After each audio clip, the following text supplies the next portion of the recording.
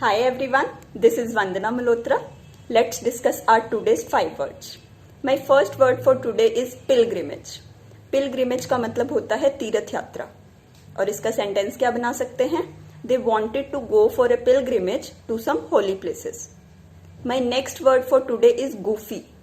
Goofy का मतलब होता है पागलपंथी वाला या foolish और आप कह सकते हो silly और इसका सेंटेंस क्या बना सकते हैं?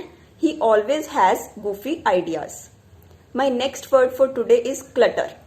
Clutter का मतलब होता है बिखरा हुआ या फैला हुआ और इसका सेंटेंस क्या बन सकता है? There is so much clutter in the room. My next word for today is rigorous. Rigorous का मतलब होता है कठोर या फिर कड़ा और इसका सेंटेंस क्या बन सकता है? He stood first in the class because of his rigorous efforts. My last word for today is scoff. Scoff का मतलब होता है किसी की हंसी उड़ाना या किसी का मजाक बनाना और इसका सेंटेंस क्या बना सकते हैं? Don't scoff, he is quite right. ये थे हमारे आज के 5 useful words. In the coming series हम और वर्ड्स डिस्कस करेंगे. Till then please subscribe my channel. Thank you very much.